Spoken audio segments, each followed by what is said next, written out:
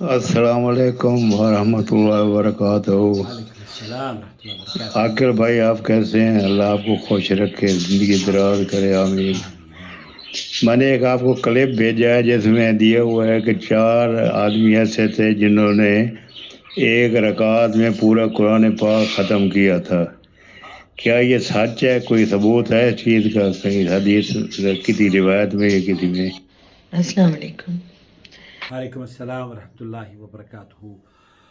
दरअसल भाई ने मुझे ये भेजा है, शायद आपको उल्टा नज़र आ रहा होगा क्योंकि मेरा कैमरा उल्टा है। इसमें लिखा है कि एक रकात में कुरान ख़त्म, एक रकात में कुरान ख़त्म करने वाले कई बुजुर्गान दीन हैं, उनमें 4 मशहूर हैं।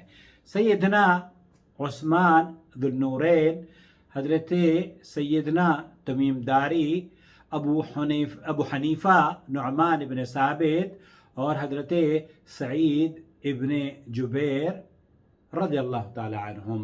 ये दरअसल इस तरह के पम्फलेट असल में बहुत सारी ऐसी शख्सियात हैं जिनके बारे में हम उनका मरकज़ और ओहदा या उनकी इज़्ज़त को, उसमें इज़्ज़त में इजाफे करने के लिए बहुत सारी चीज़ें मन घड़त ऐड कर लेते हैं। उन्हीं में से माज़रत के साथ हज़रत अली रज़ियल्लाहु ताला अन्हु भी हैं, जिनके बारे में नबी करीम सल्लल्लाहु अलैहि वसल्लम की अगर फजीलत वाली रिवायात आपको सुना दी जाए तो वही काफ़ी है।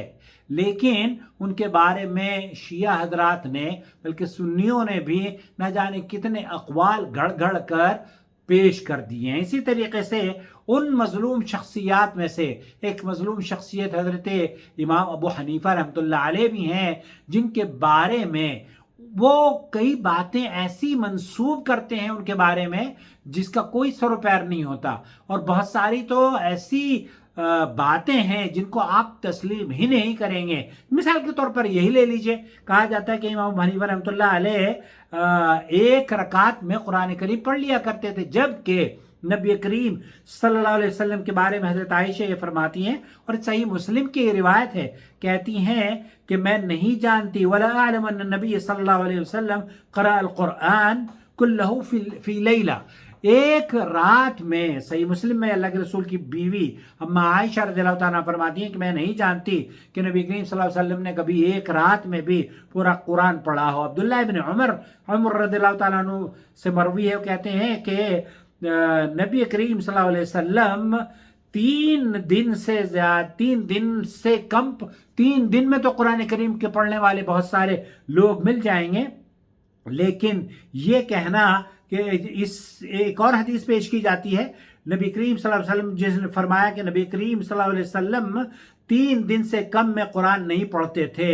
इस हदीस को भी इमाम अलबानी रहमतुल्लाह अलैह ने सिफत सलातुन नबी में नकल किया है। और इसी तरीके से 7 दिनों में भी कुरान पढ़ने का हुक्म है, 3 दिन कम से कम कुरान करीम पढ़ने का हुक्म है। मौलाना अब्दुर्रहमान मुबारक पूरी रहमतुल्लाह अलैह तहफ़्तुल अहवदी में भी इस तरह की रिवायात नकल करते हैं और कहते हैं कि मेरे नज़दीक मुख्तार मज़हब वो है जिसे इमाम अहमद और इमाम इसहाक राहवे वग़ैरह रहमतुल्लाह अलैहिमा ने नकल किया है कि सल्फ़ सालिहीन में से कई अफराद से 3 दिनों में कुरान करीम पढ़ने का जिक्र तो कुतुब में मिलता है, लेकिन रसूल अकरम सल्लल्लाहु अलैहि वसल्लम का अमल और हुक्म सब पर फाइक है। मुमकिन है उन्हें इस बात का इल्म ना रहा हो, इसलिए हमें नबी करीम सल्लल्लाहु अलैहि वसल्लम के उसवे को अपनाना चाहिए। और आप सल्लल्लाहु अलैहि वसल्लम सबसे बेहतर अमल आप ही का है, और आप अलैहिस्सलाम के नज़दीक राज यही है कि कुरान मजीद को 3 दिनों से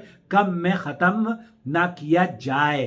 तो ये जो कहा जाता है ना कि इन शख्सियात ने एक एक रात में, इमाम अबू हनीफा के बारे में तो ये कहा जाता है कि इमाम अबू हनीफा अगर उनके सामने कोई वजू कर देता था तो वो गुनाह धुलते हुए उनको नज़र आ जाया करते थे। तो ये चंद बातें गुलू के तौर पर उनकी शान बढ़ाने के लिए पेश की जाती हैं, हालांकि उनकी शान इससे मजरू होती है। उनकी शान इतनी, आप ये समझ लीजिए कि इमाम अबू हनीफा रहमतुल्लाह अलैह के बारे में जब उनका तज़किरा किया जाता है, उनको सिर्फ रहमतुल्लाह अलैह कहना या उन्हें बड़ा इमाम कहना, इमामों में सबसे पहले उनका नाम आप लोग शुमार करते हैं ना, जैसे कि 4 इमाम कहा जाता है कि 4 बड़े इमाम हैं, तो सबसे बड़े इमाम चारों में से इमाम अबू हनीफा रहमतुल्लाह अलैह हैं। तो जब आप इतना बड़ा रुतबा उनको देते हैं تو پھر اس طرح کی بے سند باتیں ان تک منسوب نہیں کرنی چاہیے. ایسا نہ نبی نے بتایا نہ صحابہ نے کسی پر نے عمل کیا کہ ایک ہی رات میں ایک ہی رکعت میں، ایک ہی رات نہیں ہے، ایک ہی رکعت میں کھڑے ہو کر پورا قرآن کسی نے پڑھ دیا ہو. تو یہ فضول اور بے بنیاد بات نشر کی جا رہی ہے. اللہ سے دعا ہے کہ اللہ تعالیٰ اس چینل کو اس طرح کی فضول کی باتوں سے لوگوں کو توبہ کرنے کی توفیق بخشے اور قرآن و سنت سے جوڑنے والا اسے بنا دے. اپنا خیال رکھیں.